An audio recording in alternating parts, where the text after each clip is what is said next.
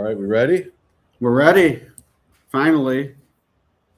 Just in time for the late pick 5, though. Yeah, perfect timing. And should be a good one. And that's for my first question for you. Are you playing the pick 5? I'm going to be honest. I've been kind of sticking to the pick 3s and pick 4s just from a capital allocation standpoint. Yep. Whether it's the coverage you want or just feeling good about some presses like yesterday, which I may have hit the pick 5, but I was alive to a press that would have been a really nice score in the pick 4, and it didn't work out. But that was the type of play I wouldn't have gotten to in the pick 5. So I'm just trying to be conscious of what gives me the best chance of making a score without feeling like I'm totally throwing darts. And sometimes the pick 5 could be the right play, but I feel like more often than not at Turfway, the 3 and 4 is where you want to be, or at least where I want to be. Given I hear that.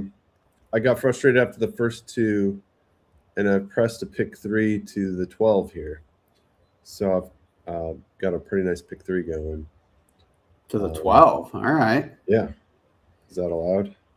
Yeah. Well, I mean, I was just looking at you got to feel pretty good. You're actually the 4th choice in the pick 3 Will pays. Oh, really? Yeah. I bet too much. Killed your price. Yeah. No. I thought the horse, had a shot and got some speed on the outside.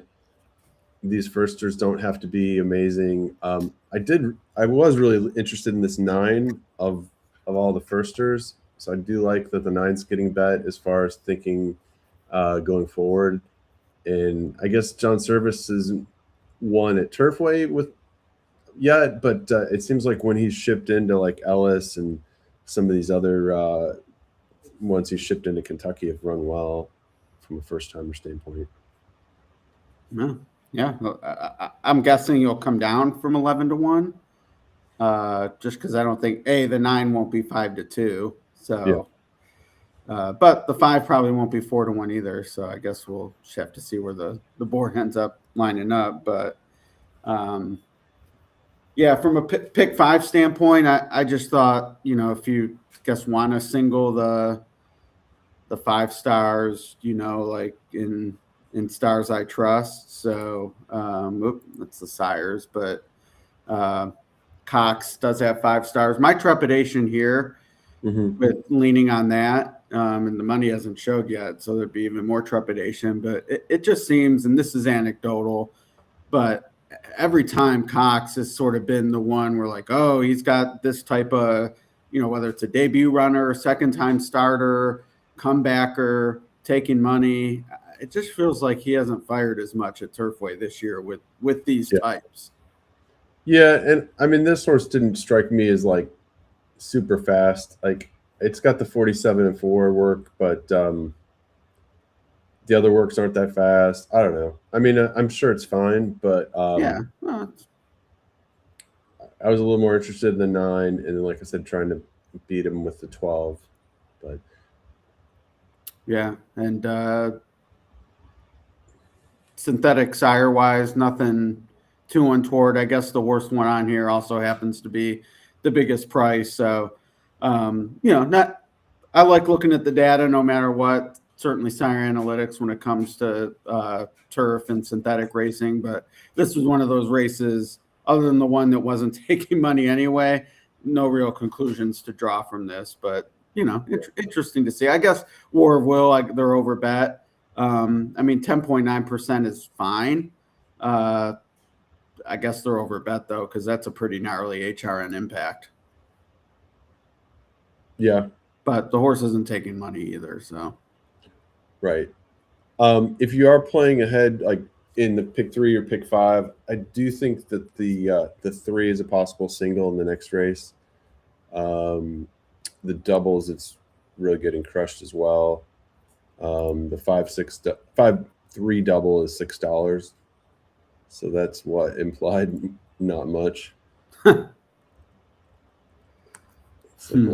that's applying like a 1-2 shot, but I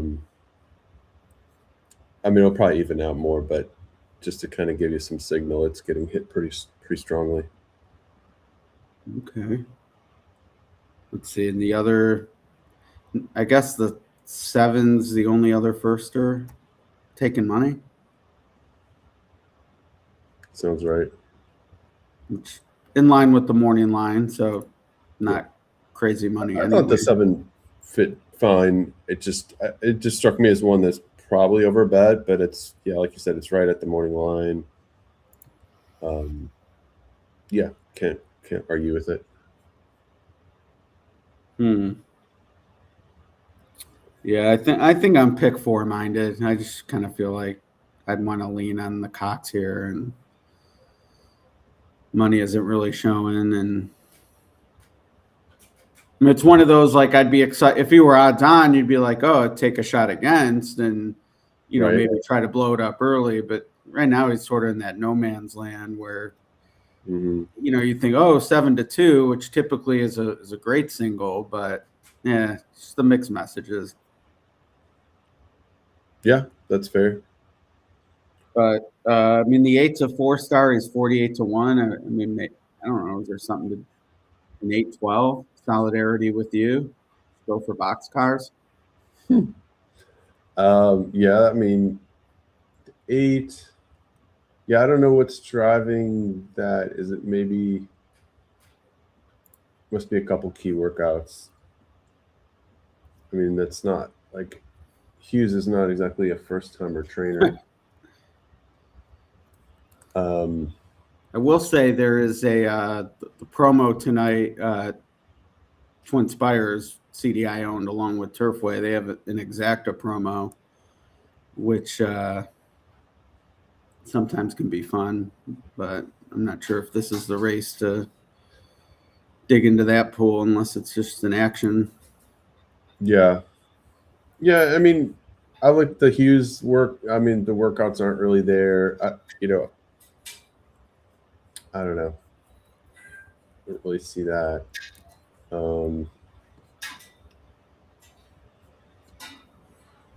Who else? I mean, the service one, you don't have that much data, but practical jokes, good synthetic sprint first time out. I think what else? Oh yeah, Byron Hughes that 8 is a 2-star. So I'm not sure if you had that right. The 8's a 2. I'm sorry. Then is the 9 the 4? Yeah, okay. 9's a 4. Yeah, that's my bad. Poor handwriting. Poor handwriting. That'll get you every time. Trying to go all digital, but I still the notes are by hand. The notes are by hand. All right, fair enough. Yeah, I'm gonna do a little pick 5 with the 7, 9, and 12. And a reminder for those on the stream, what you see live is delayed a little bit, so don't get shut out. And we actually don't show the race, so. If Ed's in a good mood, keep that in mind.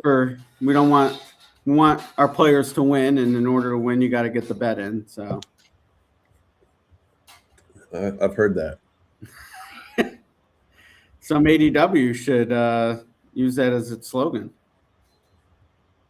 Yeah. There you go. Get the bet in to win. Something like that. Just occurred to me I should probably do some small Exacta backups with my 12 being a decent price. Price is too good.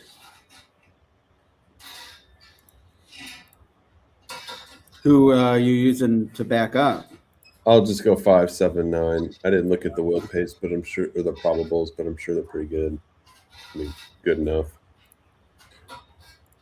Like even the 5-12 is 32-1. So, all right. Good luck, everybody, in the 5th. Get your wagers in. I'm joining you with I'm going to try to slot the 12 in there with one of the firsters. Yeah. All right. And, one thing I want to talk about more after the race, but it seems like Turfway's been very formful this year. Just haven't had the big prices that we've had in past years. Yeah, there are fewer of them certainly. Yeah, for sure. Naughty by Nature going to the lead. I'm sure Tony's all over that, but we're not listening. We might get another freestyle. Freestyle? Yeah, have you not heard his Eminem? Oh no! Oh yeah, a little bit. All right, I like my 12 here. I mean, stalking from 4 wide. Got some Yeah. speed. No, I just need this 2 to not be a champ, right? Or the 6 for that matter. Or the 6. Looks like I got a little horse. Yeah. Problem is the 2's got horse. Yeah. 5. Was that 22 flat? Because they're going to come back. Maybe the 2 is a hero. They're just going to 5's running every which way but straight. Yeah, 7's looking pretty good. 7's looking pretty good. Yeah. 5 to 1. Oh, here comes the 8. 700 to 1. There you go. Wow. The fake 4-star horse, 5-star horse. All right. Well, I started the pick 5, tore up the pick 3.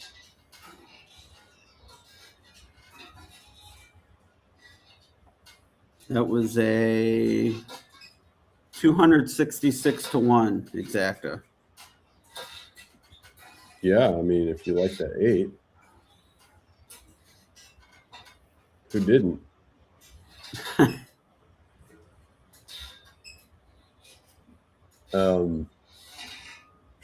Yeah, I would say other than Miss Soothsayer was in kind of a rough spot. That between horses, dueling. Of the 3 spots when horses are like that, I'd say the middle's the worst. So yeah, she had a tough go, but I thought both Naughty by Nature and your horse Bella Street could have been in the right spot if good enough. Yeah, I mean, I think the 2 just was going. I mean, 22 flat is pretty fast. I don't think they've been going that fast. So they went 45 and 110 earlier, and the horse kept going. But yeah, in the 6.5s. Right. So, have you looked at it? Is how much more formful is Turfway this meet? I haven't. All right. Well, that's. I mean, the average prices are definitely a little lower. Yeah. That's what I mean. What's I have thought though, because last year sort of it's Turfway chaotic, and I have thought that as the racing has gotten better each year, like you're getting better. I mean, I hate to say it, it's not disrespectful to the guys that were there, before the big money poured in, but with the bigger outfits, I mean, they're just intending to be in these races more than they were 3-4 years ago. So I just think that's gonna, you're getting a classier horse, not an afterthought from the bigger barns. One name I haven't seen a ton of this meet is Asmussen. And for a while, he was a guy that was just such a bet against because, he took money for obvious reasons. And he just, I don't know, pulled up stakes because Turfway is in his bag or just with the money at Oaklawn. He has dirt horses, that makes sense. But that was kind of a guy that I think took money that helped increase prices elsewhere that isn't as active there. Okay. So that's fair.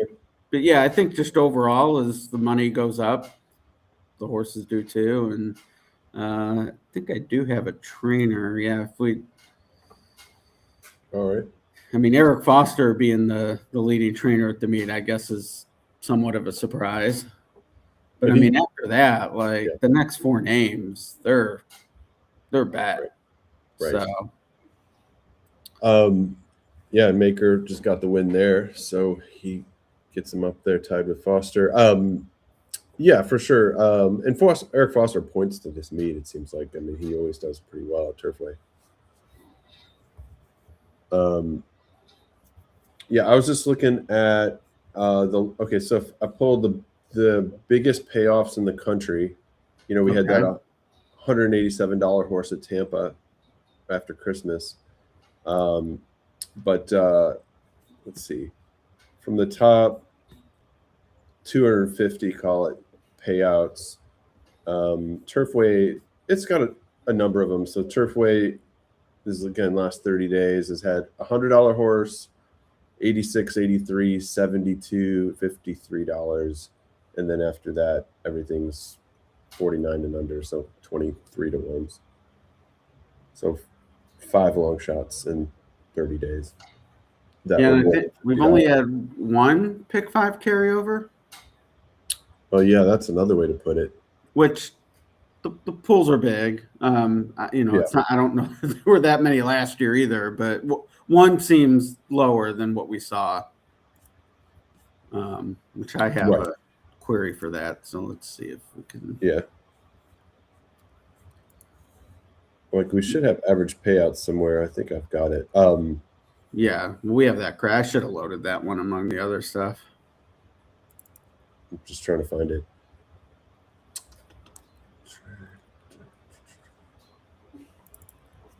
Could have been looking at a carryover if that 8 got up.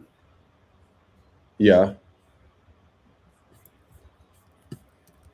That would have been a major separator to start. Oh, right. Yeah, just for sure.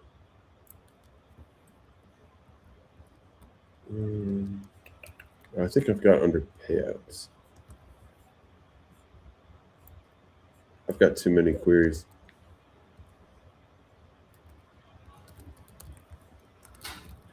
All right, track averages. Here we go. 30 days.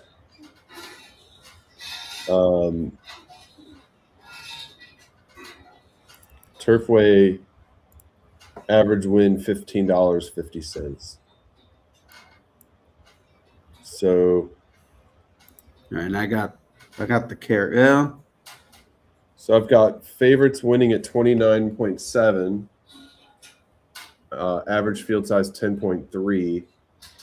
And then average win $15.50, which is the tops in the country for the last 30 days.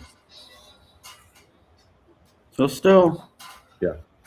Which everywhere else though, prices are down too. So yeah, it's high, but so there was one carryover so far this year. There were 2 last year. And then just 1 in 2023, none in 2022, and then 3 in 2021. So, yeah, I mean, 1, I guess, technically less than last year, but maybe not the best barometer anyway. Mm-hmm. Yeah, fair enough. Well, maybe I shouldn't have pressed that pick 3 because if I'd played it straight, I definitely would have used the 7. Would it pay to the 7? So I'm just looking up right now.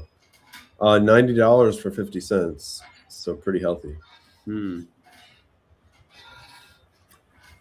I missed race 3 in the early pick 4. And I would have reeled it in with the 7 there. Oh, really? Too bad. It's $750 for a 2-to-1 single in leg 3 that I wasted.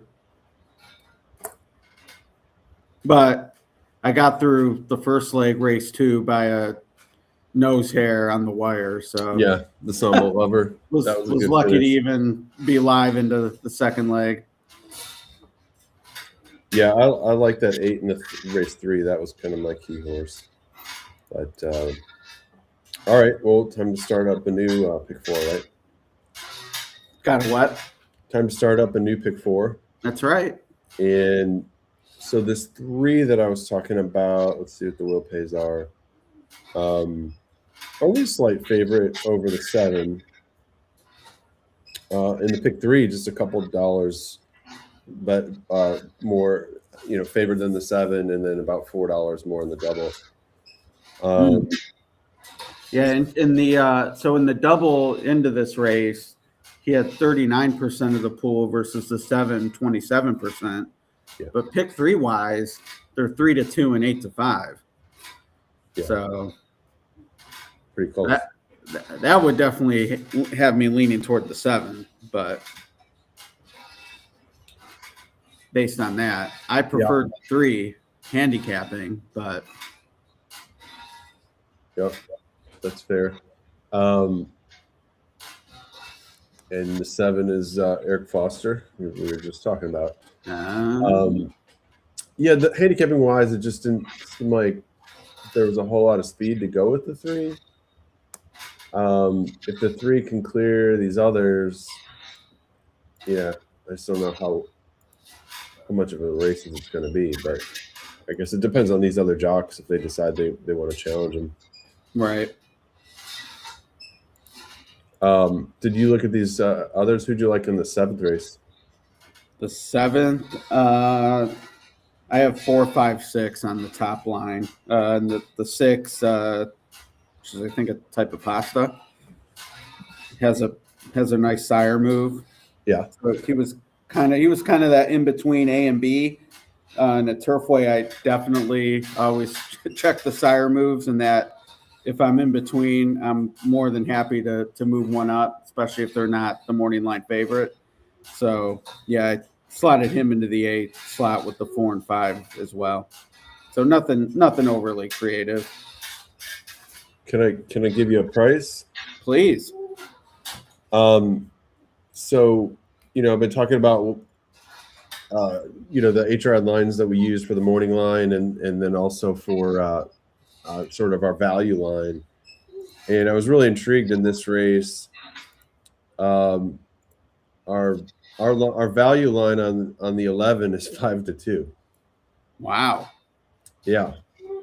And at first I kind of disagreed, and I kind of looked at everything, and I was looking at the same horse as you were, the 4, 5, 6. But I kind of came back to, I think the reason why is there's just really not that much speed in here. Like I'm looking at a pace projector with the 3. I just don't see the 3 being that fast. The 8's not fast. The 1, I mean, maybe some of these turf races. So I think the thought is if this 11 goes, it shows the speed he did last time at Churchill. These couple races in the slop at Indiana are kind of tosses. The horse has 6 wins. Anyway, so I just thought that horse could be pretty interesting. 6-1 morning line, probably get it at least 6-1. And what we had at 5-2? Yeah. Yeah. All right. So I had 6-11, and then I was kind of playing around with the 1-2-5. I had the 4 in there, and then he's just such a deep closer. I kind of backed off him a little bit. So I'm 6-11, 1-2-5. Yeah, who's the speed? I mean, I guess the 8 goes, but that horse ain't sticking around. No, it's a Belterra Mahoning horse. Right. So, I mean, like the 1 or the 2, but I mean, the 1's been on the lead first 3 starts of his career, but two of them are routes. I mean, sprinting, the 1's been in the lead twice. The 2's been on the lead twice. I mean, they're not slow. So I wanted to include the 1 and the 2. But, yeah, it just kind of got me thinking, especially the way this track's playing out. Right. You don't want to be too far back on a pace that's not hot. Of course, we just got the closer there. Something to chew on. And I mean, good prices on. I mean, the 2 and the 11 are obviously great prices. And I'm with you on Tagliatelle. I think he's the best horse. Fits the race. I think there's a lot to like about him. I just worry if there's not enough pace. But sometimes in the synthetic, it doesn't matter. Well, and I mean, pull up, move past that race. I mean, I thought this jockey would have a little better meet than he's had so far, Danny. I mean, a few wins, but he might. I mean, I like that it's a jockey change, and the last two on synthetic last year against better, like he's mid-pack, but wasn't like out of touch, 3-4 lengths out of it. So I don't know, maybe the button's pressed off the layoff, a little fresh. Wouldn't mind seeing him be a little closer. Yeah. Candace is saying that the first time filly winner is a half to some like at Hot Brown. The horse who just won the yeah, which is interesting information, but even more important before the race. I'm just kidding. Was that the horse who won the race at the wrong distance? Some like a Hot Brown? Yeah. I don't know. But Candace profiles all these well-bred firsters in our prospect watch, so I'm sure that's why she's on top of it. Yeah, I mean that'd be even more reason to like her at 5-1. Yeah, and I think that horse ran on synthetic, so that's certainly turf. Sounds right. Certainly ran on turf. All right, and then what about the last two in this pick 4 here? Race 8, also one where I'm not terribly creative. I put on top, I'm just pulling up the PPs, on the level, 3-1. Another Michael Tomlinson claim for him, which I only mentioned because that happened, not because it's a particularly great number, but gets Biscuitza synthetic. And I was between 8 and 10. And I like that Blanco figures to be forward. I see that as a positive. I know that Shap, our good friend who's been on here before, we talked about this race earlier today, and I know he was kind of not sold on this one at that short of a price. And then when you put Rodriguez and Walsh together, even though he's second choice on the morning line, I think he might end up being favored. So that pushed me down the level from a top pick standpoint. And Classic Empire has pretty good numbers as a synthetic sire. I don't think it showed up in sire moves because it was pretty similar for what he does with dirt sprints anyway. But, for first time synthetic, I wanted to look, and it added up pretty well. So, I'm the level. Figure from the outside of Blanco, can press that one, assuming he gets the lead. And then Eric Foster, again, my own. But that one's only 4-1 on the line. So all things being equal, like I'd make a win bet. I think on the level is going to offer the best price. But it's hard to use all three in a pick 4. So that's why I'm kind of struggling to okay, what am I going to do in that race? I think I'll just go down on the level. Well, and I was, what were the 3? 8, 10, and 4? 4, the 3 short prices. So it's it's Turfway. I'm not going to use all 3. In part because I don't have if we were talking about some other 12-1 in the sequence, well then sure, but we're not. What about the 11? I was trying to come up with something creative there. Boldoro does well on synthetic sprint, and he showed speed, but at 7.5, and the horse is, he's routed, and in his debut, he kind of pressed or kind of came off it a little bit. I mean, the problem with the 4, 8, and 10 is they're all kind of the same. I mean, I guess the 4 doesn't need to go to the lead, although he has in both synthetic races, and I guess on the level doesn't need the lead. Maybe that's the key. My concern probably isn't the right word. One thing that caught my eye, and at 8-1, it wouldn't be a deal breaker if there were other things I like, but had been in the Cox barn, and he can send his horses anywhere for any distance or surface. I thought it was interesting. This horse has actually never been 6. Started at a long sprint, which usually kind of portends like, oh, this is going to be a route horse, or maybe they just want to get a race in and then they go to turf, which he did in his 3rd and 4th starts. But it was 7 furlongs, then 2 turns for his next 3, and then even the cup hat for the maiden claimer, which he graduated from, was 7.5, which that's basically a middle distance too. So I don't know. It's kind of one of those things that caught my eye and didn't make me look any further. But Bristnet wise, he had a big jump in getting the maiden score. He's had a couple works into this. I'd be interested to see what they do next. I just kind of thought maybe this time wasn't the time. Yeah, that's fair.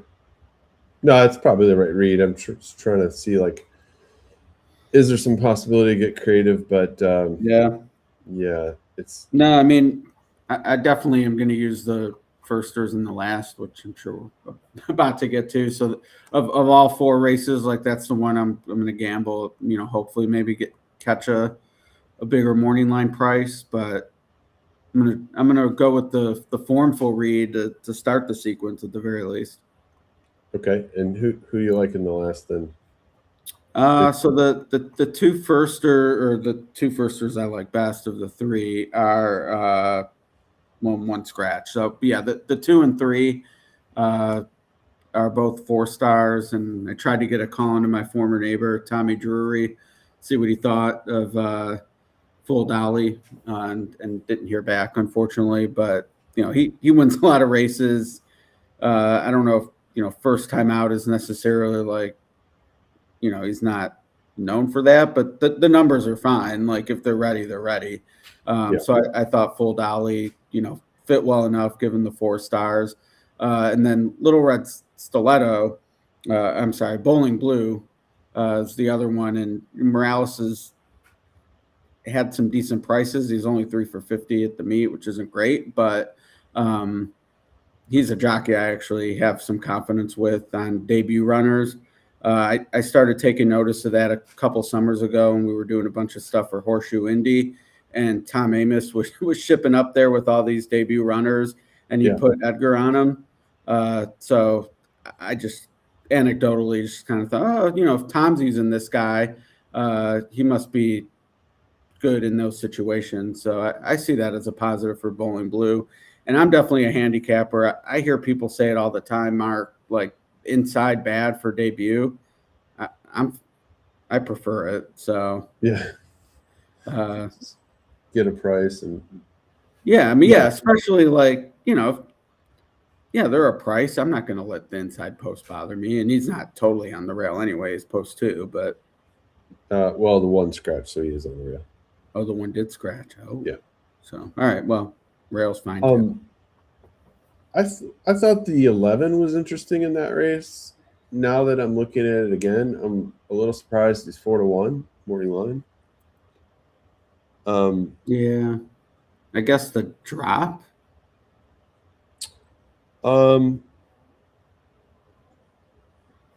mean, when the last time he was close to this level, he was 7-2, but yeah, I agree with you. 4-1 seems he's got to be higher. Well, with the scratches, maybe not, but the works are good. Well, it's a different. The other Machado's up.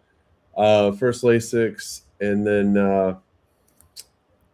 just kind of some speed from the outside, and then I like it when these a 2-year-old from August at Ellis. Those are pretty good races, and now it's laid up for 5 months, and or a good chunk of time, 144 days, coming back with some good workouts. Could be fairly well intended. All right. Well, no reason not to add that one onto my backup ticket.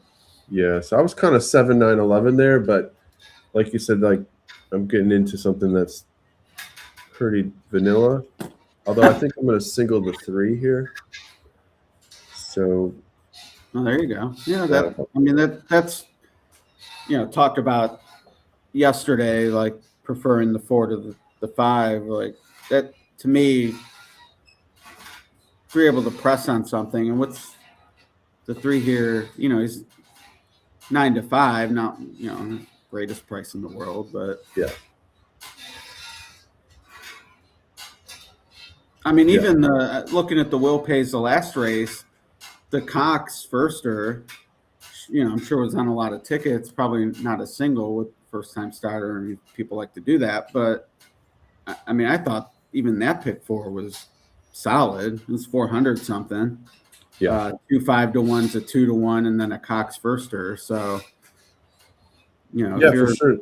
It seems like the pick 3s and pick 4s have picked great. Like we said from the beginning, it's definitely worth targeting. You don't need to go for 5.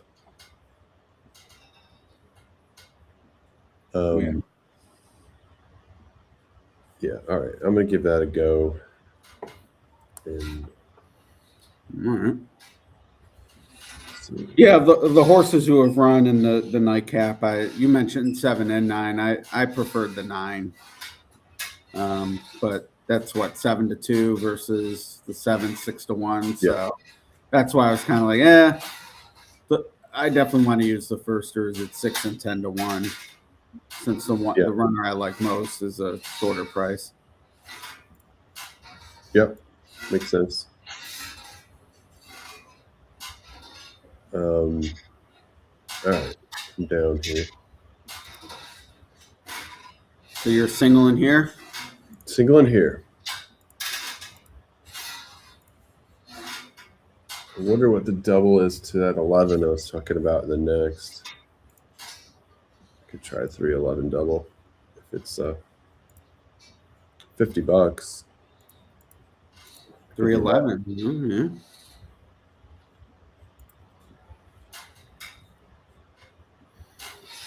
Mm-hmm. Something to think about.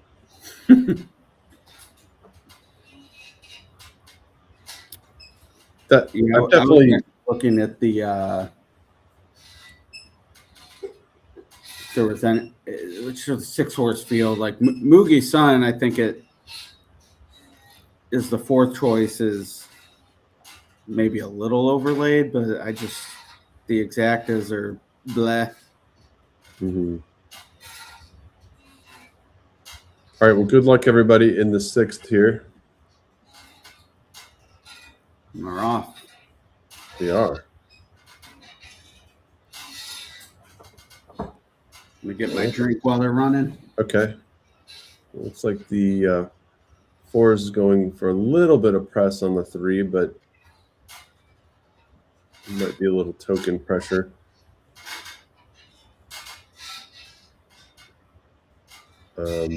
Three's 7 to 5, so the 3 went favored, and the 7's probably the second choice there.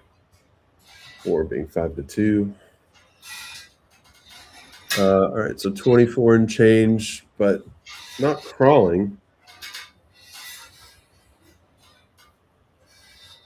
And who's that on the lead? That's Fernando de la Cruz. Seems like he's in decent control, but let's see. Wonder what Tony would be saying here. 47.90. I don't really like that. I think he's kind of trying to run them off their feet here, but that's a little bit quicker than some of these other routes have gone. And the 2's kind of coming into the race, so he's definitely in, and the 7's coming into the race as well. So I don't know that was really the move. We'll see if he's got something left here for the stretch to kind of extend these. I mean, he's definitely got something. Question is, can he finish this out? And the 7's coming, but there's a 7. Oh, is he going to get there? No. 3-7. Yeah, and that's a case where, I mean, 7 to 5 is not a great price, so definitely not overly excited about taking that kind of price. But I just didn't want to bet against a horse like that would be potentially on an easy lead and just kind of rolling it as he pleased. Definitely would have preferred to go a couple ticks slower than 47.90 and 112.17.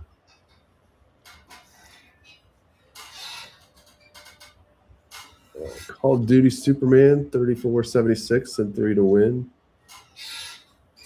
And there we go, 3.724. So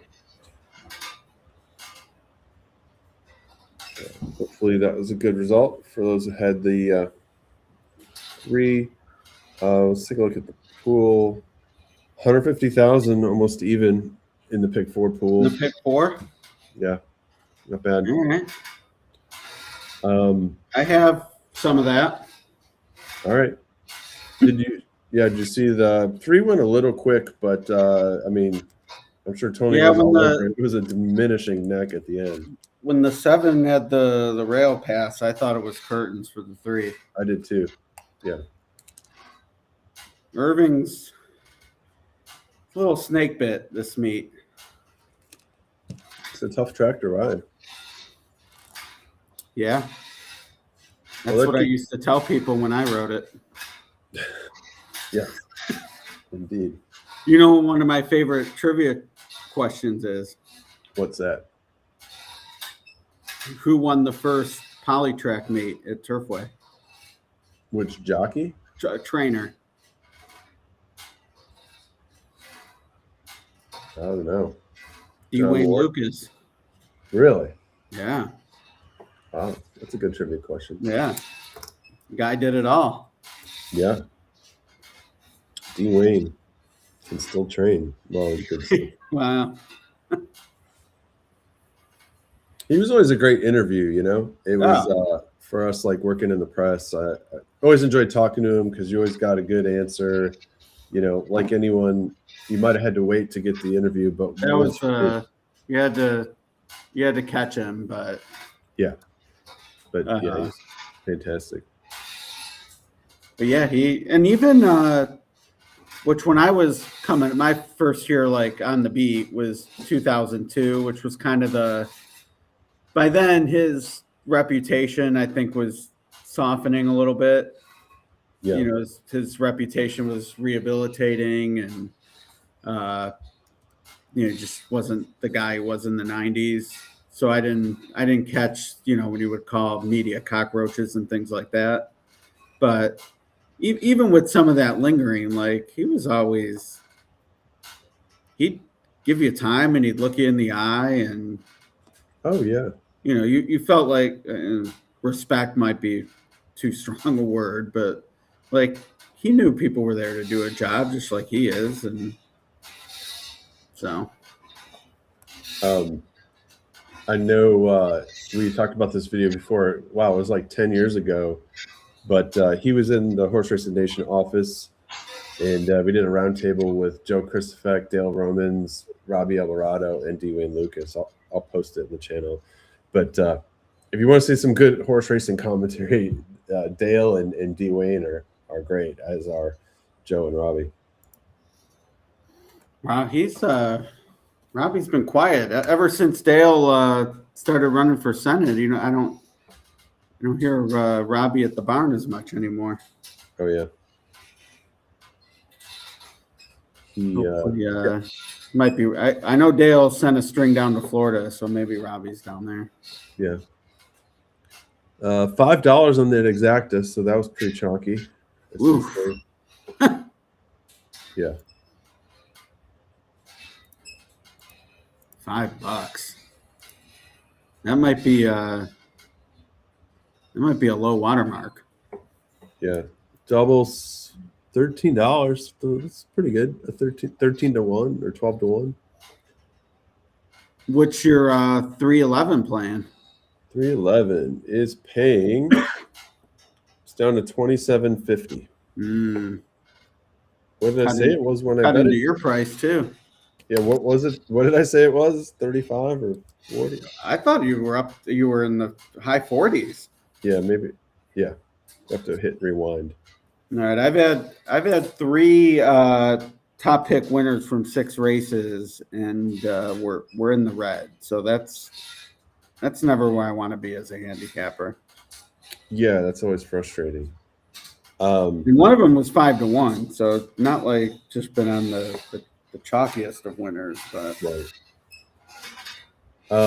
but I followed your lead. I was looking at maybe just a caveman play for action, and you talked me into singling there, which I'm guessing wasn't alone at 7-5, but yeah. I feel a lot better about singling and pressing at 7-5 than I would have been if I was any deeper and he was 7-5. Yeah, and I think that's one where the computers, the lines were kind of moving a little bit, because we were talking about him when he was 9-5, and the 7 was what, probably like 8-5 or 3-2, and then they kind of flipped, and the 3 went down to 7-5. Yeah. All right. Well, cool. Good start with a single. Now, where are you on the thought that Turfway should have the high denom pick 3 late? I mean, in Turfway, you have such big fields. I don't think you really need that. Right. I think that just frustrates players, and I could see doing the $5 double to close out. It's just one double, but right. But yeah, it gets so tough. But now come March, because they definitely have a drop off as the season goes on, and March is the shortest prices. I could see maybe trying something then, especially you have the stakes and stuff. But I mean, but with the purse levels, I would say I wouldn't be shocked if there's a lot less drop off this year as opposed to prior Marches. And that's true. I mean, the big thing though is that just as horses race less, the drop offs in part because people want to run at Keeneland. Yeah. No, for sure that's part of it. But these are the ones that do run are there to win. Yeah, these are good purses, and if you can get an extra start, or you can get your horse here in a lot easier spot than Keeneland, for the purse level that's not all that different. I mean, it's something you got to really consider. But on the pick 3s, I think what you were talking about, we've been talking in the office. I wrote a small piece about the Santa Anita Turf pick 3, all the $3 pick 3s at Santa Anita are paying a lot more than the dollar pick 3s in terms of versus the parlay. And I think, it's a good bet. And what I wanted to ask you is, like, sometimes when you don't want to spend the money, a $3 pick 3 could force you to pick a single, which a lot of times can work out. Like, it's right. Instead of like, oh, it's $1, it's 50 cents. I'll pick 3 here and I'll take 3 or 4 in the next race. No, you can't really do that. You can't be picking 3, 4, and 5 in 3 different legs. And, that's going to add up quickly. So then I've even found, like, sometimes I'll single a horse and maybe I'll play it for 5 instead of 3, but it's not that bad because you've singled. Yeah, I and it makes sense. Like, it's one of those, why didn't I realize this earlier? But the Keeneland first started conditioning me to that. It's like, the $3 just forces you into, okay, what opinion do I really want to cover here? And the other aspect of it is you can actually, like, lean on a separator that is going to be a separator. Whereas, I mean, even in pick 5s, which, there's a lot of combos, 5 races, but with the 50 cent min, it's like there's a pick 5 with an obvious odds on horse. Well, that 12 or 15 to 1 you're using somewhere else, especially if it's a race where there isn't some other horse to lean on. So, people are going to spread. That can be meaningless. Like, it could play like a 6 to 1. Yeah. But that $3 pick 3, and today I thought was a great example at Santa Anita for those who look. Now, the $3 turf pick 3 was chalky, but the late pick 3 had the middle leg. So race 8 of the late pick 3, 7, 8, 9, was a $20-some Mark Glatt horse, and the $3 late pick 3 that was bookended by 2 very logical horses $9 horse in the stakes, and then the favorite in the last paid $800+. And so what is that for 50 cents? That's like 130, 140. Well, if that had been a 50-cent base pick 3, that maybe pays, I think, half that. Yeah. Right. So the $3, like, that's just a horse you have to have an opinion on to get to, not just, I'm going to use, a bunch because I'm so narrow elsewhere. Right. Unfortunately, I didn't even play it. I probably would have missed because I was against the favorites in the Frankel, but like looking back, like it's just one of those things when I talk to fellow horse players, it's like you can spend an hour handicapping the Frankel and be excited to beat a horse like Paradise Creek or whatever his name was that won, her name, or like you put in half an hour into figuring out the best way to play a $3 pick 3, and you might connect. Like, don't get hung up on whether this horse should be 7-2 in the win pool or whatever. To me, put in the time to make a connection like that. I just think that the prices are so great. No, they are great, and I think we saw that a little bit at Churchill and I think at Oakland. And I love when the chat agrees with me. By the way, what's that? I said I love when the chat agrees with me. Brian Garrett's saying he should have had that late pick 3. And I went turf pick 3, and I played against the chalk. I took Watchtower. I like that filly, and she never gets a pace to run at. And then for some reason, the jock decided, well, there's no pace, so we're just gonna, hang midfield, and then she didn't have the punch she usually does. But anyway, I was trying to beat the favorites in the stake. No, I mean, standard boilerplate, being up front that, A, we do the line for Santa Anita, B, first is a supporter of HRN, C, plenty of friends who work there, but I really do think that's the best wagering menu in racing right now. Yeah, Brian had Watchtower too. Watchtower is exciting and tantalizing until about the last 5 stretch, and it was like, Mirko DeMuro. I mean, I don't watch enough of the Santa Anita jockeys to have an opinion, but that was a tough race because there just wasn't pace. So it's like you're kind of screwed either way. I mean, obviously the big chalk, they hammered that public assembly, didn't do anything. I didn't understand that at all. Anyway, we digress. And the morning line did have it right. Oh, there you go. Well, in terms of the favorite, we thought it'd be closer, which, I mean, like what you said, I was surprised to see that kind of separation too. Yeah. All right. So this race, I'm still going with the 6-11 as my A's and the 1-2-5. And then looking at the will pays on the pick 3, those are the top 5 favorites. So I guess I just did it by the book. No, I mean, once you get down to even the third choice at Turfway, you give yourself a shot. Yeah. Have we talked about number 10 at all in this race? No. I thought he was the last horse I added. Well, I guess your horse was the last I added on the backup ticket. But when I was handicapping earlier, Turbulent Force was when I was like, do I want to get beat by this horse? And the answer was no. One thing I want to watch out for over the next few months, and part of this is informed by us doing the line at Laurel and just kind of paying attention.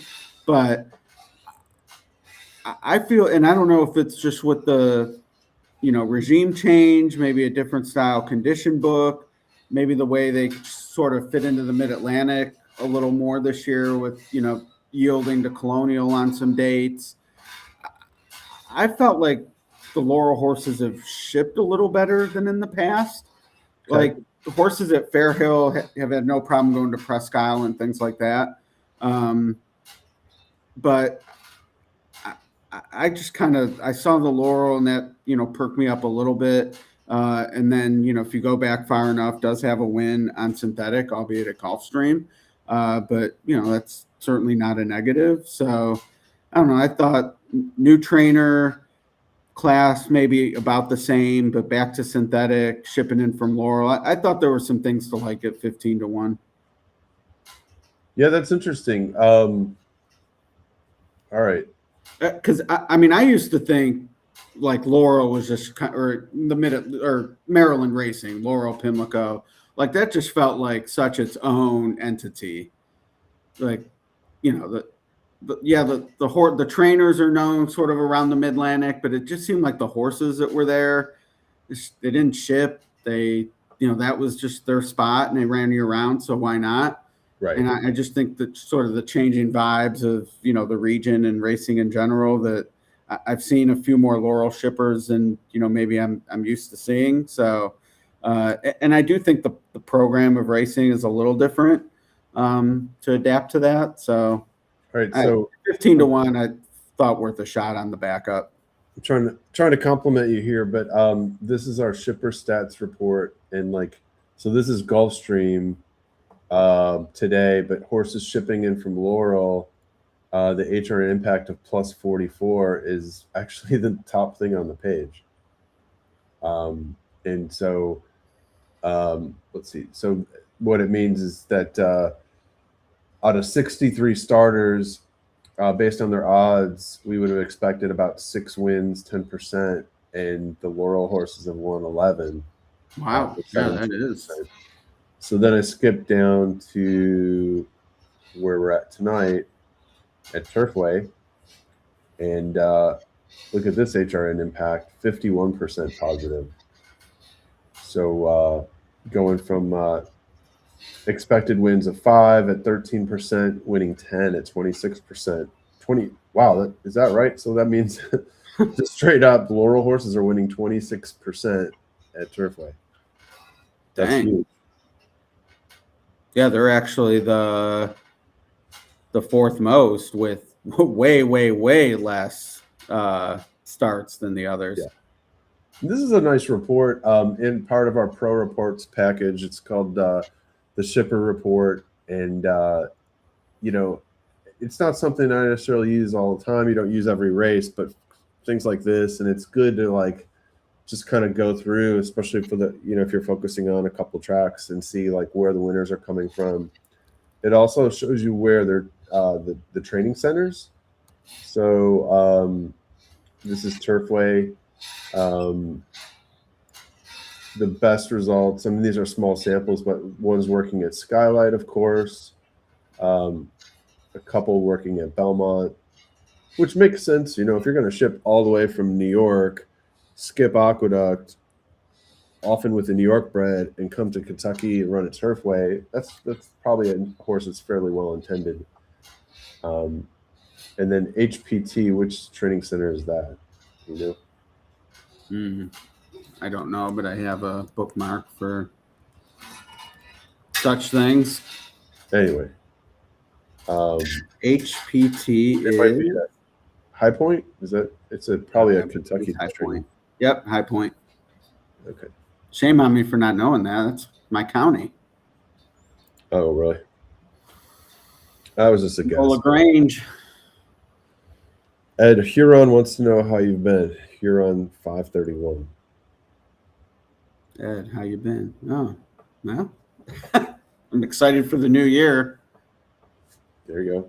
Yeah, hopefully put some family health issues behind us in 2025. There we go. So appreciate you asking. Should we talk Pegasus for a minute? Yeah. Since you're the Pegasus guru of the moment. So early start on fair odds, and I actually have updated these. We had a few defections already, couple additions, but I still felt like this gave the gist. Yeah, I thought goal-oriented Malibu was fantastic. I know there's some concerns about, or some have concerns about, 9 furlongs, but man, even going into the Malibu, when I saw his Ragozin sheet, I was a little nervous for our morning line, and then just kind of caught a break, for lack of a better word, with the scratches, because then it was obvious he was going to be favored and easy to make so. But I mean, his sheet, he's developed. If he's able to move forward again, he's easily the most likely winner. And even if he just repeats the Malibu, I think he's right there with others. There's a anti-post market overseas. I was pretty surprised to see Tappan Street so low odds wise. Yeah. I mean, maybe I'm overly bearish at 14-1, but that comeback race was not fast. Certainly not grade 1. Now, can he move forward off it? Of course, he's a 3 turning 4-year-old. Is he going to be worth the price to do that against this group? I don't see it. To me, he's absolutely the underlay here. And his stablemate Disco Time, like if you offered me head to head, I'd love to take Disco Time as the dog. I think he's way more likely a winner than Tappan Street. Oh yeah, for sure. So yeah, no, I agree. I mean, I think it's just that Tappan Street's in the news, and then in the media you can't say Tappan Street without saying he was the last horse to beat Sovereignty. Exactly. Right? Which just cuts his price in half right there. And I mean, I don't know if you remember this, it's going on 17 years now, but Sarah Louise had the same celebrity. She was the last horse to beat Rachel Alexandra and got bet like she was Rachel Alexandra, and it's just not it's not the same. So yeah, I mean, I hope he is favored or second choice, because I mean, I would play him off the board. Yeah, it's a tough spot. I mean, and sometimes if he's not 100%, and I don't even mean physically, but maybe talent wise, they can run him up to this race and then scratch him and retire him. Would not be a shock. I wouldn't be surprised if they do scratch, but for now it's like free publicity to keep him in the race.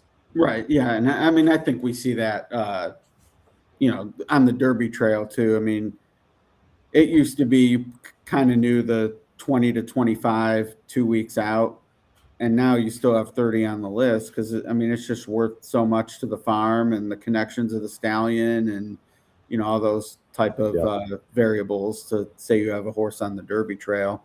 And this isn't quite to that level, but yeah, I mean, for WinStar, keeping the horse in the news is great.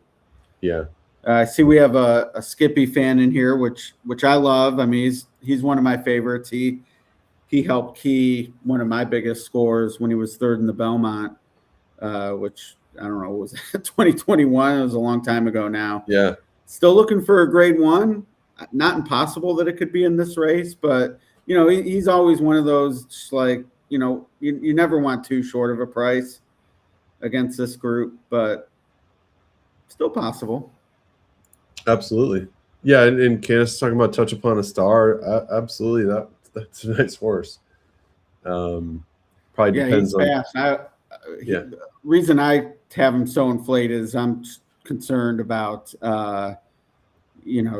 the races he's run best in. At this point, it's pretty clear the pattern, sort of non-HISA, LASIX allowed type stakes, but he's fast. I mean, there's no denying that. And he did beat Sierra Leone. So yeah, that was a great play against right that day. That was Louisiana Derby day, right? Yeah, and that was the day the Hartman blew up the tote board in that turf race. Mm-hmm. Yeah, and Drew Diener did a big, huge caveman players pool for Twin Spires and didn't use the Asmussen that won the Louisiana Derby. Publisher. It was on Publisher. Who's the horse he won with? Oh, the other one. Not Magnitude. He won the Risen Star, but yeah. Well, if anyone remembers Louisiana Derby for Asmussen, but he had like 11 of the 14 horses, all for like, I wouldn't want to say life-changing because it was a players pool, so you're splitting it, but like a legitimate score of a lifetime. and Asmussen got him. Yep, that's rough. Oh gosh, what was that horse's name? They were both kind of like closer types. It was the one that It was the turf horse, right? yeah, the one that was a turf horse at Kentucky Downs. Oh man. Shame. Yeah, exactly. Like, come on. I didn't remember that. Tis-tastic. Thank you. I had to look it up. Yeah. Tis-tastic. No. Yeah, let my kid in. All right, so we got 0 minutes heading to the gate. So good luck in race 7. I was kind of spreading on this leg, and Ed, who'd you settle on in this leg?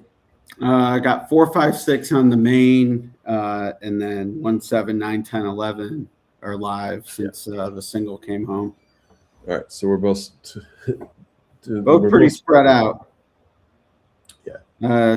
Since we spoke about the 10, and I don't say that like we're the reason, but it has dropped down to 8, which maybe more underlay territory. I was, when I mentioned him at 10, I was hoping he'd kind of maybe drift to 12 or 15, but I mean, he's 1 for 1 on the synthetic, so I think that helps. Right. You definitely want to plus that Laurel take that stat seriously. And all right, is this so this 11 is what, 16 to 1? That's crazy talk, right? He's the 11th choice at 16 to 1. Wow. That's kind of crazy in its own right. Yeah. If I were, I think I'm going to bet the 4 to win. All right.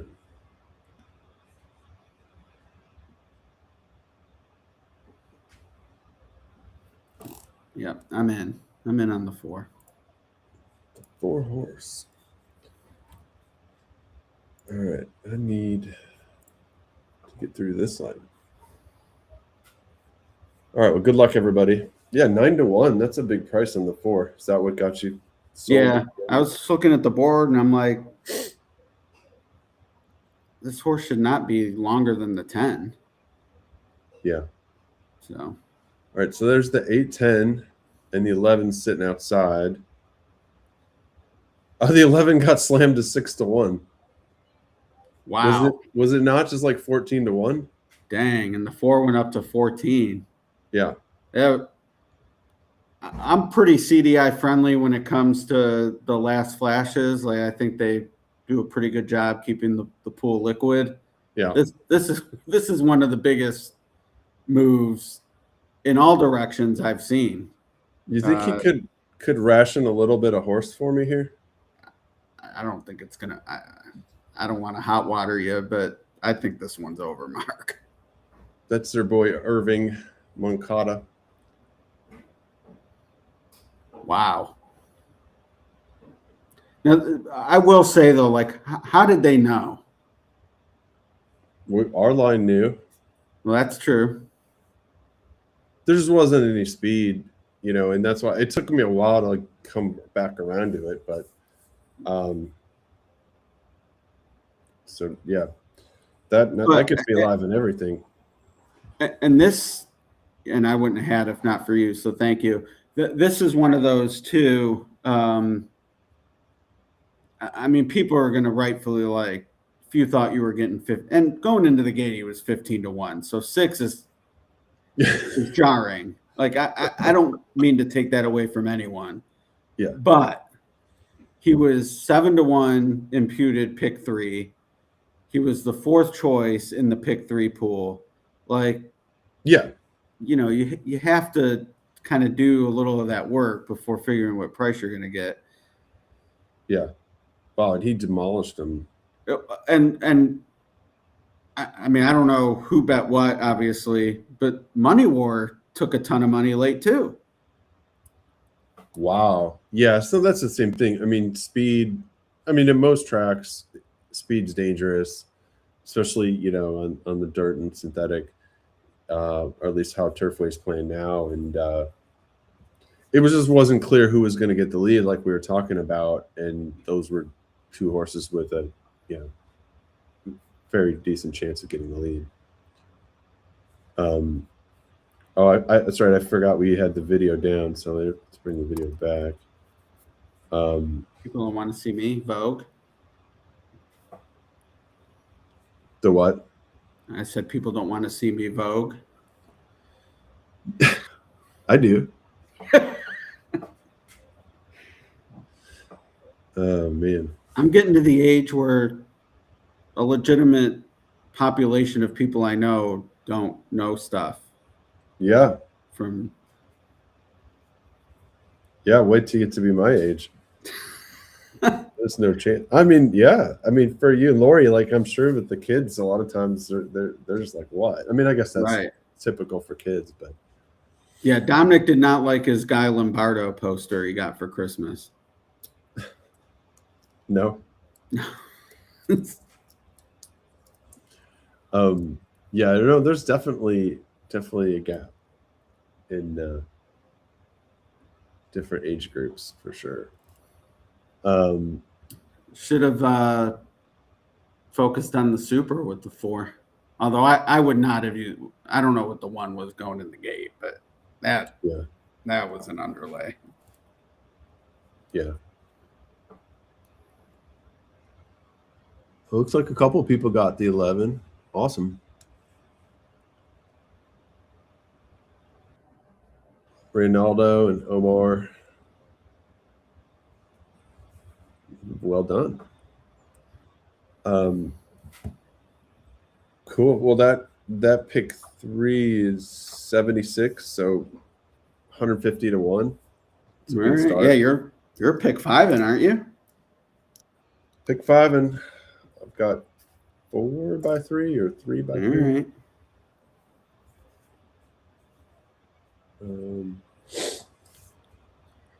Assuming Scotty stays up here. Oh, are they looking at it? Oh, no, it's just taking a while. There we go. It's official.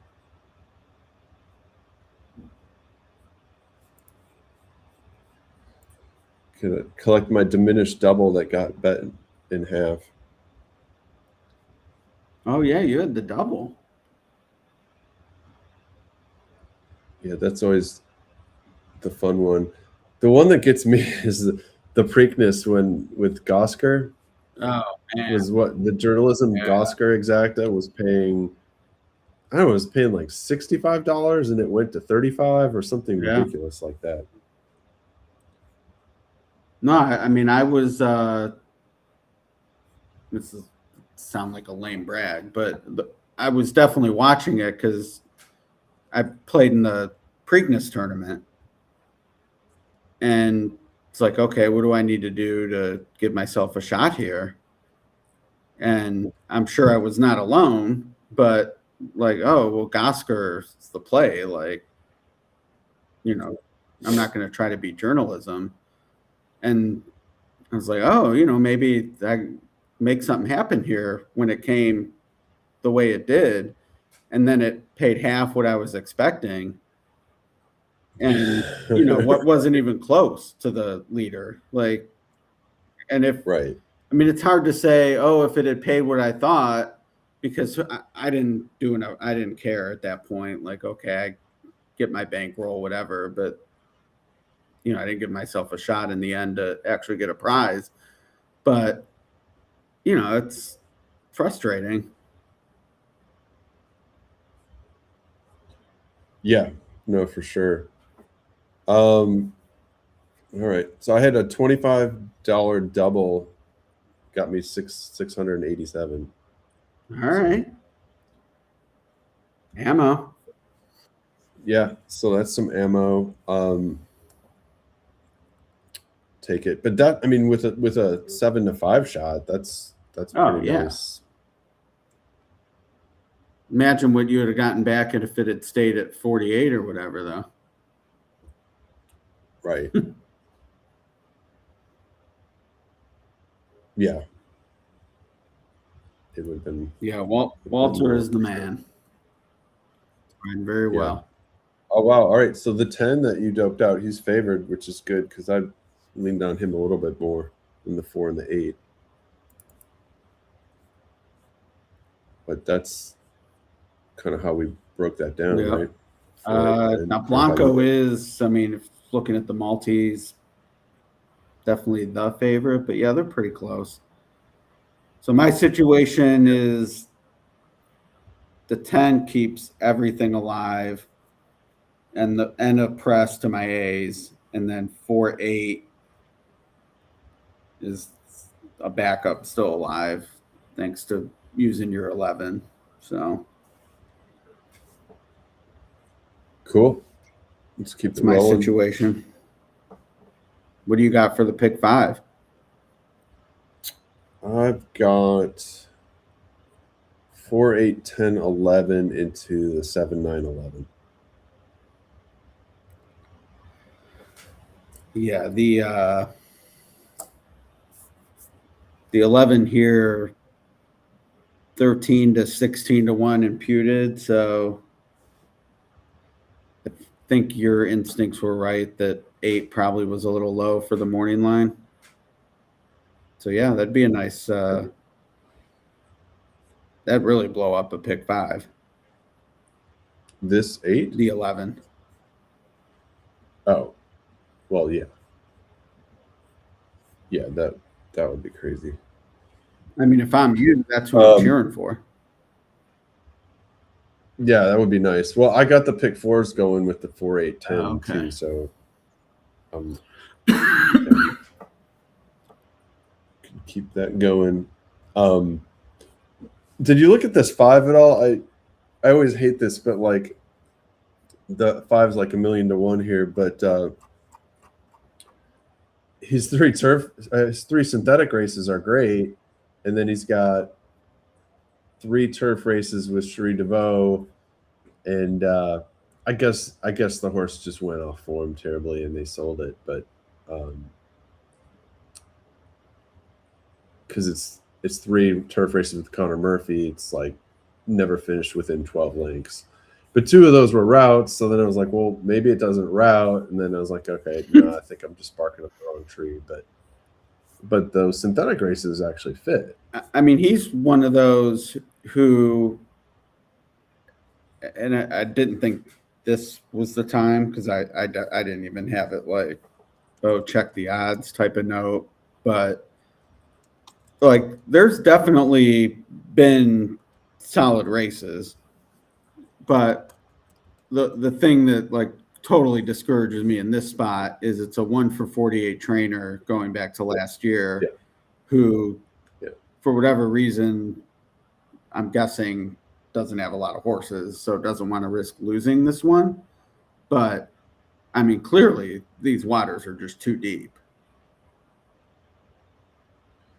Right. Yeah.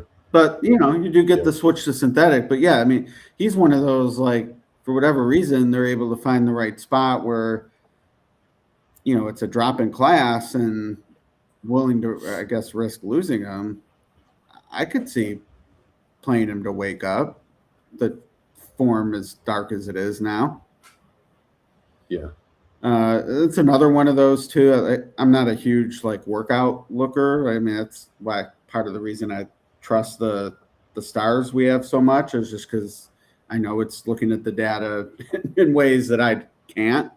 But I will say, just from a cursory glance, like if you see this one show up with, oh, where did that workout come from? I mean, that to me is where maybe you take a shot. That's a good point. That's a really good point. Or like a combination with the work and the jock. Yeah. But yeah, I mean, the fact that this one was 8 to 5 at Colonial for nice purse, total speed and fade, and then out of the barn, and has done 0 since. I need to see some sign of life at some point before. Yeah, that's what kind of at the end I was like, okay, there's no sign of life. That's a good way to put it. No speed and fade or bad trip or this or that. Yeah, no long freshening. Like this horse has shown speed in sprints before, and then had the long layoff for the new barn and nothing.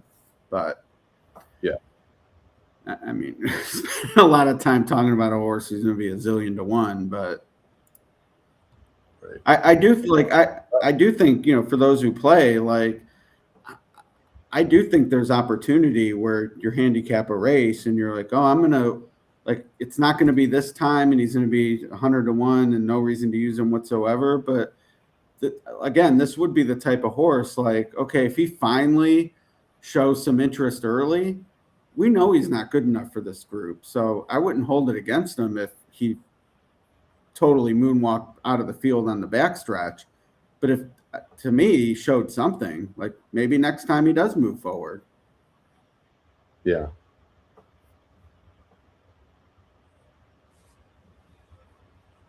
Who'd you vote for apprentice jockey? I asked, since I'm looking at Moran's name. Hazelwood. Who did you vote for? I abstained in that category because I don't understand why we have that. But I will say Hazelwood. I mean, watching him ride, he makes an impression. Yeah, I've heard good things. I've seen good things. Are you talking about Yedsit, Hazelwood, and is he still at Laurel? For now, that's great. Yeah, yeah. I wouldn't be surprised. You know, it's sort of a catch-22 because Pratt's going to win so many races at Aqueduct when he's there.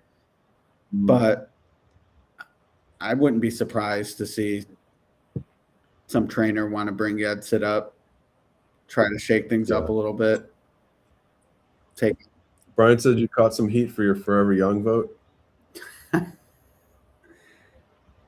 Yeah, I mean, I voted for him for Horse of the Year. I did too, I think. Pretty sure. Yeah. In fact, I didn't look at the comments on our story. Yeah. I guess I don't mind the comments, but that's one of those I only want to wade in when I'm going to have the time to respond, and because I know I'll get sucked in. I mean, you know, I am on social media, so I mean, if I'm going to read the comments, I know I'm okay. I need 20 minutes because I'm not going to. Yeah. I mean, my thought on Forever Young, not that you asked, but because I generally didn't vote for the international horses that just came in for one race. But, you know, this is like a 2-year deal, right? He came for Derby. You know, he ran the Derby preps. He came for Derby. He just missed. He comes back to Breeders' Cup, runs a gigantic race in the Classic, just misses. They appoint the entire next year to come back to our big race of the year and beats one of the best fields we've seen in the Classic in a long time. I'm not saying it was a slam dunk, but to me, that was more than and it was more than a 1-year thing. That's and absent, you know, a mind frame type campaign where if we were talking about some horse who had won 3 or 4 grade 1s against older, clearly was leader of the division, that just wasn't the case. And I definitely understood Mike Rapoli's, you know, thoughts on mind frame, and is the only 2-time grade 1 winner for older males. He probably deserved a little more recognition than he didn't get. But I also feel like the way racing is now at that level, you know, you're putting all the eggs in the big purse race basket, which Forever Young did too. I'm not saying he was special in that regard. His campaign was just as short as the others, but he won the race. Everyone put their eggs in, like he got that basket. So, you know, with mind frame, and you know, I don't want to look at it as like he got penalized because of what happened in the Jockey Club Gold Cup. That's not true, but he could have run in the Lucas Classic or come back and, you know, found some other race to prep in to just show, hey, I'm a leader in this division too. And they were clear, like, no, we're just going to do Classic and see what happens. And he finished a non-threatening 5th. Like, yeah. I mean, he's a really nice horse, but you had Fierceness, you had Sierra Leone, you have all these other horses. and it was how to separate them. And I think, yeah, you made a good point. There wasn't somebody that had reeled off a certain amount. Did Mindframe not make the final list? Is that what he Rapoli wasn't a was finalist. frustrated with?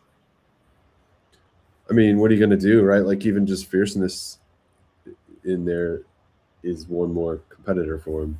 Right. Well, my three were Forever Young, Sierra Leone, and Fierceness because they 1, 2, 3 in the classic. Now Nisos ended up being the other finalist instead of Fierceness or Mindframe. Yeah. And I get to me, the dirt mile, like people who think that 5th in the classic to me is better than winning the dirt mile. Like the classic is the race you want to win. So winning That's some fair. other race to me isn't as important. I like Fierceness, that for me, 3rd over the others because he shipped west and beat journalism. Like to me, that was a throwdown. Like, okay, we have this horse, there were some questions about, and could he get a mile and a quarter, things like that. He shipped west and won the biggest grade 1 in California when the Breeders' Cup's not there. So yeah, absolutely. That was a great race. That was a great move. Yeah, you have to give it to them for doing that, and and it was pretty cool to win the Pacific Classic in the fashion that he did, and then over the track where they're going to run the Classic. I mean, why not? That was great.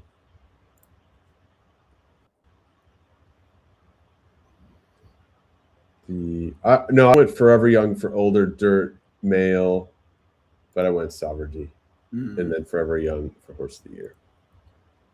But I could have easily gone either way on that one. So, yeah, I mean, Sovereignties, I get it. Yeah. But if anyone wants to check those out, it's on Horse Racing Nation. How 6 Horse Racing Nation voters see the Eclipse Awards. And have you ever been to the Eclipse Awards? Yes. It doesn't seem like an enjoyable evening. I gotta say, it was not. I mean, all these people, wearing the black tie and. I went to the Rachel Zenyatta one, and I was working for UBET, so I was out in Los Angeles, and there was, I think, another racing fan in the office, and I don't know, there was this whole air of like this was going to be really exciting. Would it be Zenyatta or Rachel for Horse of the Year? And we dragged like 6 people from the office that weren't racing fans, and they wanted to kill us by the end of the night. Because understandable. I mean, I get it that it's important to have awards, and no different than for your kid's banquet or whatever. But there's a lot of awards, and it's a long night, and to sitting there.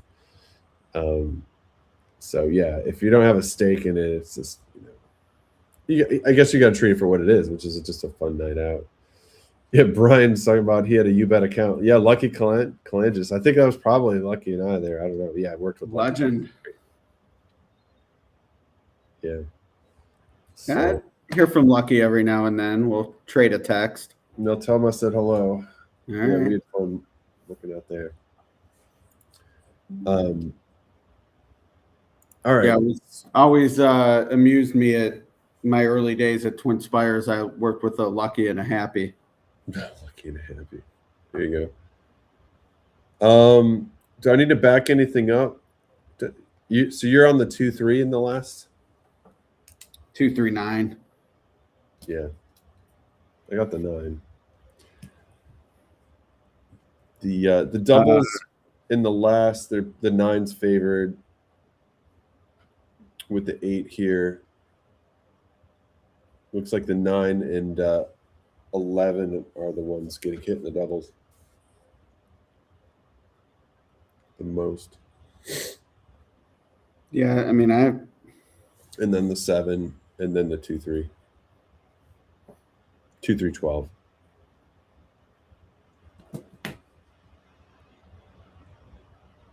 2, 3. Oh, for the double pays, you mean? Yeah. I think I might back up the 12 because he's just kind of a wild card horse. Well-bred Yaupon, Brissett, and working well, and a few things to like. Yeah, trainer Ramos. That's a jock I definitely like having on my tickets. For who? Joe Ramos. Yeah, for who? Which horse? He's on the 12. Oh, okay. So my screen said. I'm giving you a reason to. Oh, was there a change? Oh no, I'm talking about the last race. Oh, the last. Oh, I'm sorry. Yeah.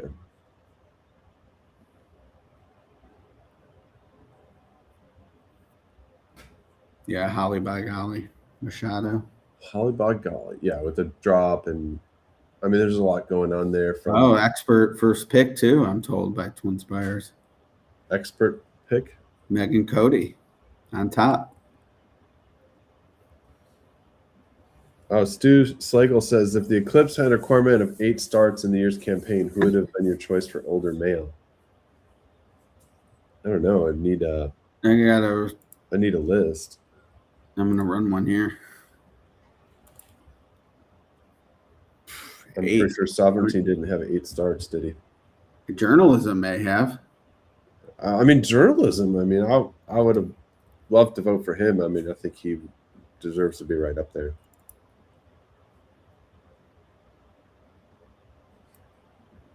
Eight starts.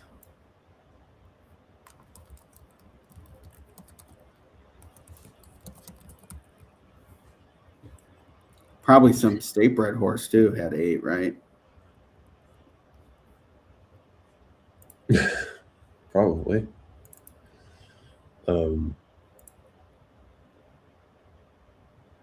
Did Mindframe have 8? No way. No. Brian says Dr. Psychology. I would take a little 11 action here. I'm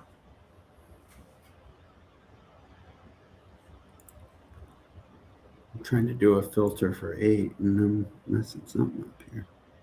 Oh, there we go. That's why.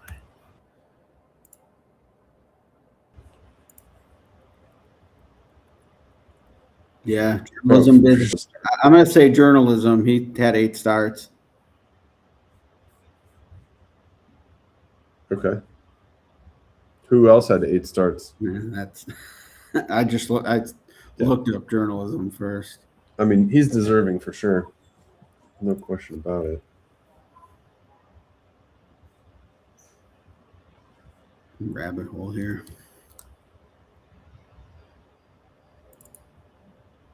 All right. All right, 3 minutes. So we're pretty much both on the 4, 8, 10. Just a matter of how to split them and not go too deep with 3 to 1s. I think you swayed me. I would probably like the 10 a little better than the 4, 8 at the end of the day. When the pick 3 is. Yeah, better. Yeah, I mean, Wow. he's definitely the 3rd choice. Wow. Okay. That's cool.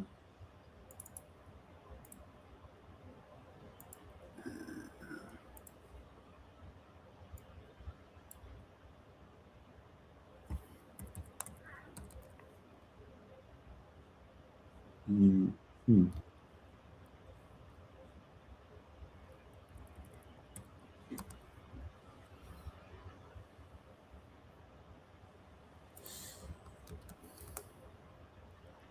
Stu has me digging deep here. It's putting you to work. Yeah.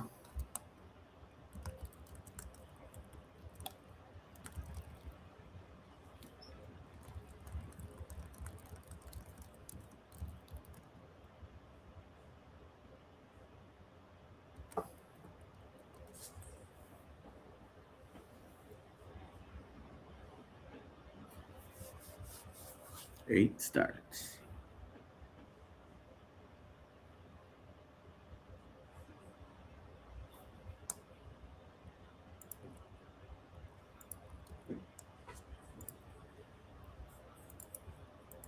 $14.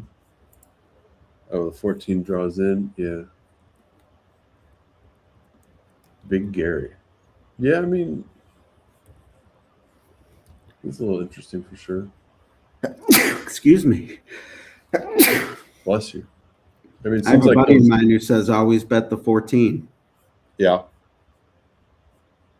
Seems like those outside speed horses have. It's kind of been a good spot to be.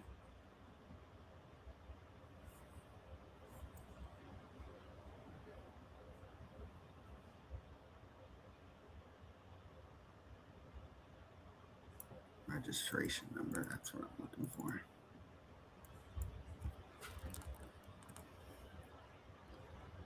Yeah, that's what I'm looking for. All right. You all right? You good? So a horse name He's in Charge was 10 for 13.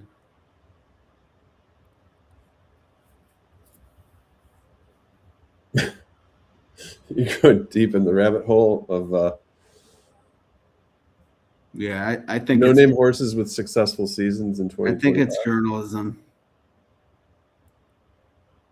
All right, well, good luck, everybody, here in the 8th. And let's see. The 8 is 2-1. Is that right? And the 10 is 3. No, they're both 5-2 now. The 8 and 10, 5-2. 4 is right behind them at 4-1. All right, 14's in and they're ready.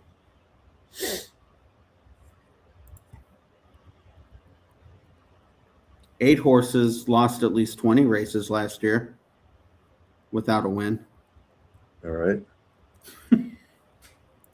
Well, it looks like the 4 is out on the lead.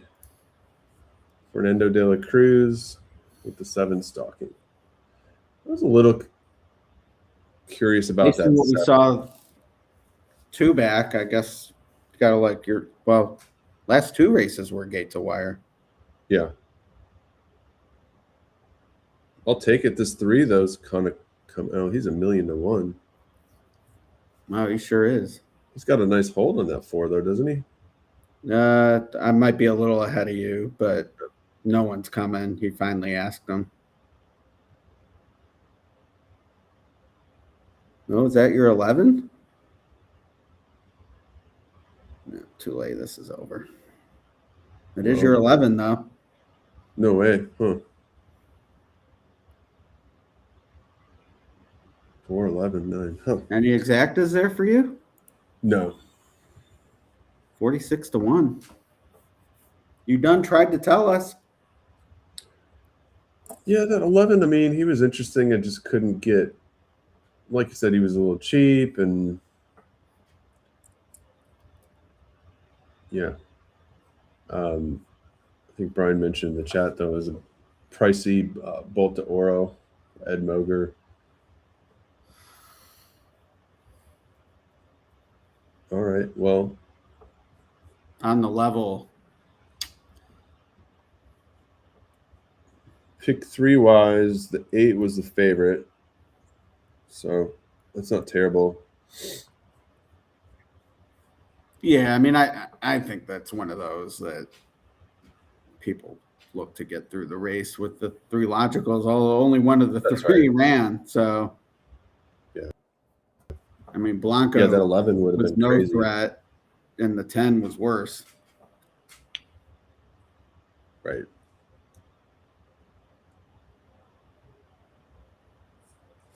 Oh, you know what? We should have mentioned. I don't know how much To you like and look at it, subscribe. but what's that? We should have mentioned. Well, that's probably more important, but it's 61 degrees, and it does seem like Turfway gets to be a lot more speed when it's warm. And it just kind of got warm today. But yes, you should like and subscribe. Plus side is so we I don't miss. have the 9 in the last, but that's probably going to be one of the shorter prices. But he figures to be the speed, or she, whatever it is. Yeah, and then the 7 though too. I think the 7 and the 9. I think the 9 might be a little better horse, but the 7 was a little faster out of the gate. Although that was the slop, so.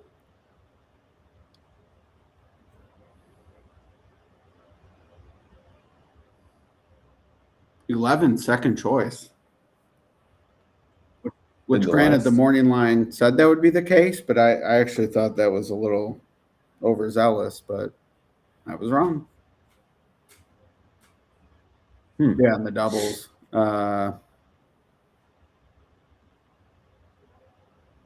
Interesting. Yeah. Looks like 3-1, 4-1. Then Sonic Sass, maybe 5-6-1.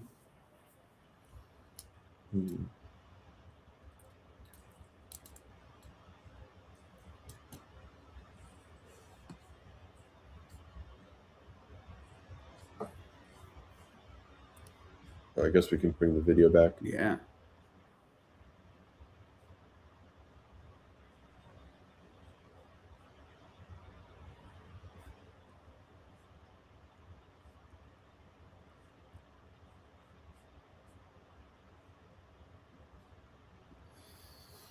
All right. There it is. $8. Another 100-1 pick 3. Mm-hmm. Pretty big super.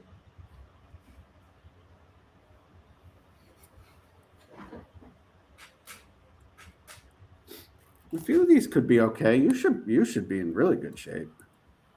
Yeah. I like the sound of that.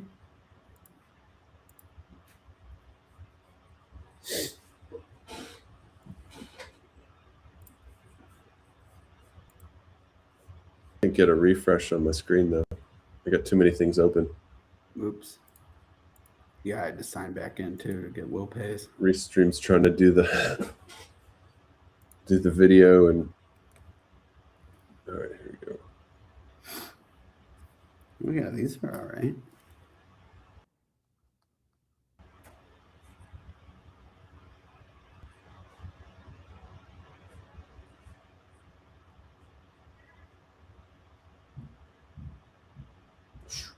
Yeah, my computer's calling.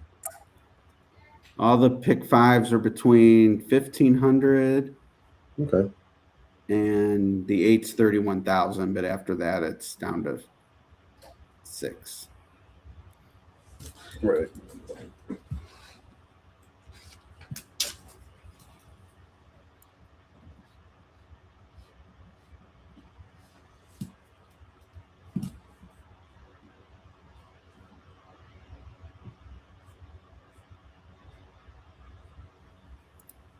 Carly wants to say hi. Yeah. Hi. Who do you like in the last race? Yeah. Who's in there? Why is it like weird? That's not the right side. It's magic. No, it's not. It's because it's a camera. I know. But why do they do that? All right. Daddy's got to win some money. Yeah, I lost the video. All right. Did you win or lose? I'm about to find out. It's Final Jeopardy time. We played Jeopardy in art class. But we got some of the questions wrong, so we didn't win. He gave the winning team Zots. Here you go. Bye-bye. Bye-bye. Love you. Easy. Can I have that? Yeah. Kids. Yeah. They're great though. All right. If this is the only leg I missed, though, it's her fault. The 4 or No, if I'm out on this leg, I'll Oh. blame her since she broke up the mojo. oh, she broke up the mojo. I don't know that there was mojo to break up. No mojo. I'd never do that. All right. Have you ever been around people that are just like miserable when they lose and it totally sucks the fun out of it? Yes, I think we all have.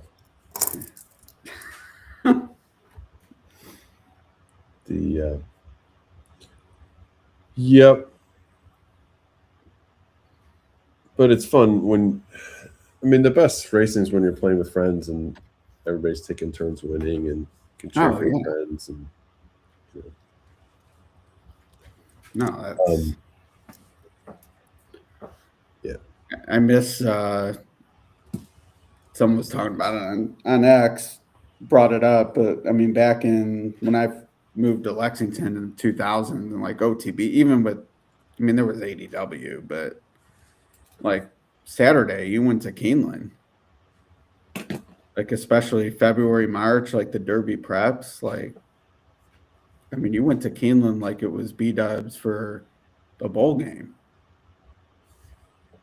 And just that, I mean, obviously just, growing up in family hinders the time, but, with ADW, like few do that anymore. Yeah. Yeah. All right. Well, definitely need the 7, 9, or 11 here to finish up. All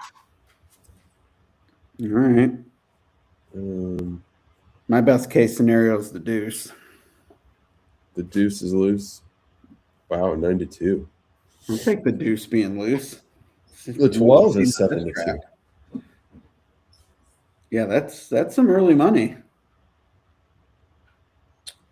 Yeah, I did a little bit of 12 in the double. That was my one backup, but yeah, 12's a widowmaker. 12's a widowmaker.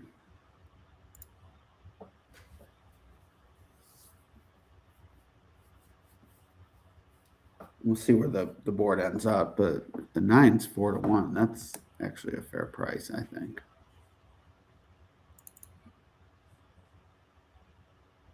I mean, the pick 3 odds, he's 4-1, so I could see it.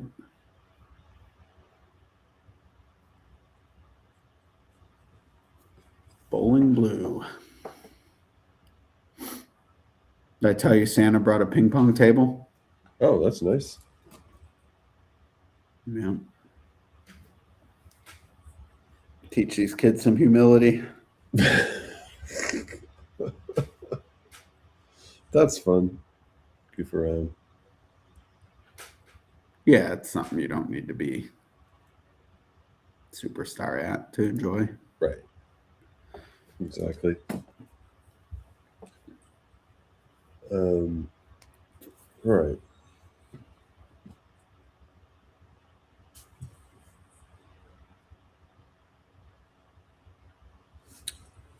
What are you thinking about the Derby Trail so far? I thought that Strategic Risk was interesting. That's not his name, right? What was it? Strategic. Oh, that's his name. Yeah. Okay. Sounds like that was the name of another horse. Well, all those Chad Brown horses sound like that too. Yeah, I thought he ran really well. I actually hit that race, or I hit the pick 5. It didn't pay much, but I was gonna single the McPeak horse, who I really like. Is it Universe? And Yeah. and then thankfully I was like, well, let me just play this other one as a B, and I ended up hitting everything else. But the McPeak didn't do anything, so I don't know if he just wasn't ready off the layoff or coming back from the Kentucky Jockey Club. But It came out today that Ken McPeak himself is hurt, so maybe that played a role. You never know. So Brian says, "Heaven's hope. You can't stop Ennis. You can only hope to contain him." Yeah, I think he's the horse to beat. I agree. Yeah, I mean, what are your thoughts? I mean, and then I saw there was some sort of Swift rumor about Penelope, or is it just goofing? I mean, all you got to do is text the guy and he'll post it. So you can change the Vegas future wager price if you just text them something stupid. right. No, I mean, I think some combination of, if someone in his camp wants to, Yeah. like, to me, it's not about true or not. It's okay. Well, now this forces Spendthrift / Pletcher's hand. They have to say something. So you get information. That's true. So if you're like, oh, we're thinking maybe Holy Bull, what's this horse up to? Oh, let's get Swift to say something might be wrong. And then Grennig has to call Todd. Yeah. And Todd has to say, no, we're still targeting the Holy Bull. So basically, Swift's using a burner account, but if you have a burner that sends a text to another burner, then you become. I actually didn't think of that. It's all Swift. No, I just meant that it's like someone else with a burner account sending it to somebody else right. with a Swift with a burner account, and then somehow it becomes, like you said, a thing that people feel like they have to address. Although I'm not sure that they need to. When's the next future wager coming out? I think it's next week for the LeCompte. All right, that'd be cool. Remember when it was a big thing, like no one ever spelled LeCompte the same way? Yes, it is confusing. I still don't know. It's a PTE to end it? COMTE, but people like they would do LeCompte, capitalize the C and a space, and yeah, of course. It's a lanyap. You get a little extra consonant for free. All right. Do we have any? Oh, Megan picks the 12. Okay, is that a sign of something? Some confidence or some inside information? Candace said the winner will either be sired by Into Mischief or a second crop sire. Oh, for Derby, yeah. I hope she got down on the sire future then. I mean, well, Into Mischief's probably 9-2. No, that's true. Yeah, nothing crazy there. But yeah, that's a good call. So, do you have any 12, or that was who you had to hedge? I hedged, yeah. I just did some doubles with the 12. So yeah, I've got no. Oh, so you're locked in now. I'm locked in. I repeated my pick 5, so I've got some pick 4s to the 7, 9, 11 as well. And then a little 12 to back up, and then nothing. So, but I mean, the way the track's been playing, this 9 gets out, 7 gets out. Man, 12's a widowmaker for me. I might. A little what? A widowmaker. How so? I got nothing. Yeah, nothing on him. Yeah. No, for sure. That's a lot of good works. Yeah. I mean, he's undefeated on synthetic. Yeah. My mom's best friend is named Holly. Holly by golly. Yeah, that wouldn't be a great result for me. And he's really betting everything. Yeah. No, there's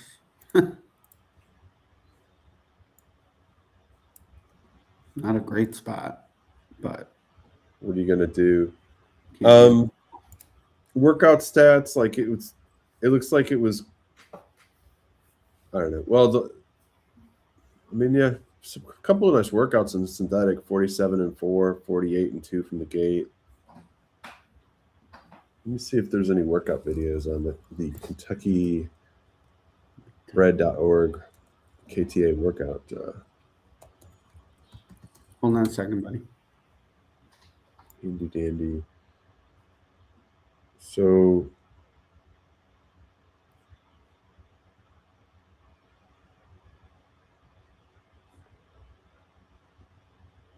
not familiar with these horses it's working with. Probably an unraced horse. Yes, it's working with December 27th, an unraced horse at Turfway. And its earlier works were a long time ago, or its other videos a long time ago. I saw Marcus talking about they were doing less with the works. I thought they had pretty good support for that. Oh, DRF? Well, Marcus Hirsch was saying, because he would use the Bruno stuff and XB, like different options, but he was saying it had cut back recently. But I always kind of thought people supported it.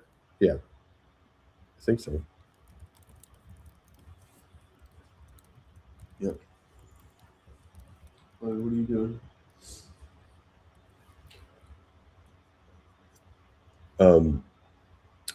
Oh, we got some pick sixes that can be paid out. Yeah, are those The 6 is the pool. I'm pretty sure.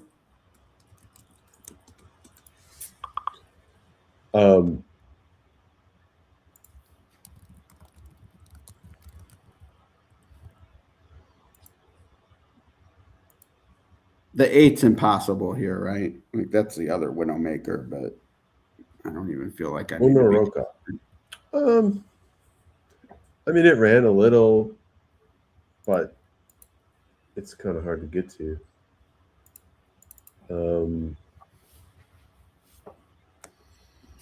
Yeah, that's wow. The 12, 7-2. that's a little scary. What's his? I mean, has there ever been early speed? For the 12? Yeah. No, I mean it was at a mile. It debuted at Ellis going a mile on the turf. It was broke 5th by 3, and it wasn't a fast pace. So that's one thing that could be a challenge. Like if it is talented, if it doesn't get out of the gate on this Man, cut back, huge drop. X-Man, yeah, I get it. Yeah. Lasix, kitchen sink. Yeah. I could see though, like, if he gets too far behind, like he might be the best horse in this field, but is he going to be ready to win today from 6 lengths off it or something?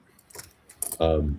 Probably depends too if the 7 and 9 go at each other, and then it's taking a shot with this 11. If this 11's ready to run, then it adds more. But if he's not, then there's really just the 7 and 9 and the firsters. So, all right. Well, I guess we should probably wrap up. Yeah, that's why people can actually watch the last. Yeah. So I'll be cheering for the deuce. All right. I'm cheering for 7, 9, 11. So let's get somebody home here. Hope everybody has good luck in the last. Thanks for joining us. Yeah, thanks everyone. Do Turfway videos every week. And yeah. Hopefully we'll have a carryover to jump in on soon. Yeah, that would be awesome. All right. See you. Very good.